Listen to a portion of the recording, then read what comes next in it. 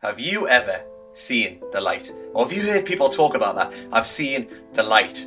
Well, today I want to share a story of that time when I, in a cheesy way, saw the light. Now, it happened on the 20th of January 2013, and what I did was I went to church one evening because, I'll tell you the truth, I liked a girl in the service, not gonna lie. I sat in the centre of the church in the middle, and I basically waited for her, but it was snowing. Now, she didn't come, and I ended up being in the middle of the church, and the pastor, I remember saying, "Oh, we're going to be still tonight, we're not going to do anything." I thought, I'm not doing this, but I couldn't escape because I was in the middle of the church, so I stayed there and I listened. Now, the whole talk was all about the light, and I want to talk about what happened. Now, on that night, I really believe I saw the light. Now, the pastor was talking about different things, but he said, this was a strapline through the whole time, he said, the past makes history, be present, and let the future be God's story. And I thought, wow, the past is history, be present, and let the future be God's story. Now, he talked about the light. He talked about basically what happens is if you have an object and you shine the light on it, it has a shadow, right? But if you change the light a certain way, it changes the shadow, right? Now, that's what he kind of said it was like our sin. You know, he said Jesus was the true light of the world, John 1 verse 9. He says that he came to the world to die for our sin, and because he's the light of the world, he can change our sin. He changes it. If we say sorry and confess, then that means we can change our past. And that really hit me that night, and I really thought about it. I thought, wow, that could be me. And I can be present and let the future be God's story. And I believe that, you know, if you shine the light the right way, your past can change. And that's why my favourite Bible verse in the Bible is 2 Corinthians 5 verse 17. Therefore, if anyone is in Christ, he's a new creation. The old is gone, and behold, the new has come.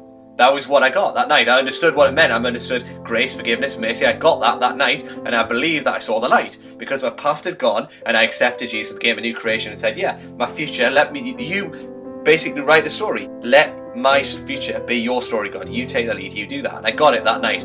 I saw the light that night. So I got that I turned my own way, and I believe that's what we call sin, and I had to turn around and say sorry for that. But I believe I accepted Jesus as the true light of the world, and he shone in my heart that night, and I accepted it that night. Now, it doesn't matter what happened before, whether you're an addict like me, or if you're a murderer or an adulterer, whatever it may be. If you let the true light shine in your heart, it can change everything. It can change your past. Everything can change.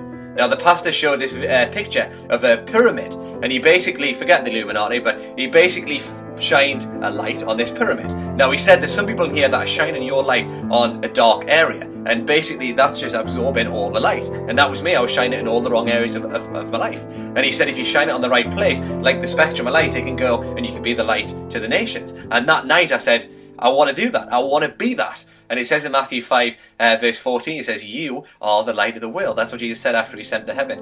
Us, believers and followers of Jesus, can be the light of the world to people. Go and be the light in all the dark places. And I ended up going on this 15-month trip. And I ended up adopting that as a strapline. Go and be the light to the nations. Go and be the light. Go and show love. Go and show the love of God in every way that you can. Be the light in the dark places. That's what happened when I let the true light of the world shine in my heart. And I believe we can all do that this Christmas.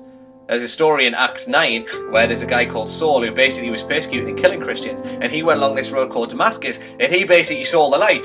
And what happened was he saw it was so strong that he was blind, and he said that he saw Jesus Christ. And after that he became a follower of Jesus, and instead of persecuting and killing Christians, he went and wrote most of the New Testament. And it changed, all his past changed, and he said, I want to follow Jesus. And I want to do that because he saw the light, the true light of the world. And this Christmas we think about Jesus and we think about everything else that goes with it, but I just want to think about the light.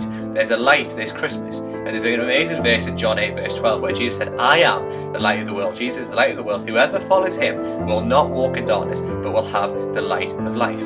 Thinking about this light metaphor, I want you to imagine your life is like a big house, and I want you to imagine shining a light in every different room. Now, in my life, there were some rooms that I didn't want the light to shine. There were some areas where I wanted to keep secret and hidden. But it says God brings everything to light. Eventually, he will one day.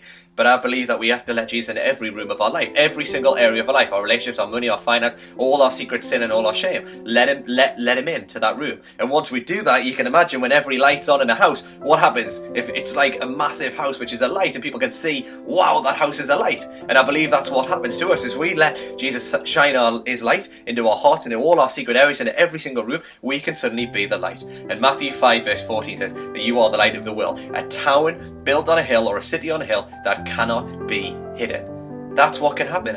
We can be like a house, a city on a hill, like a light that's shining so people can see.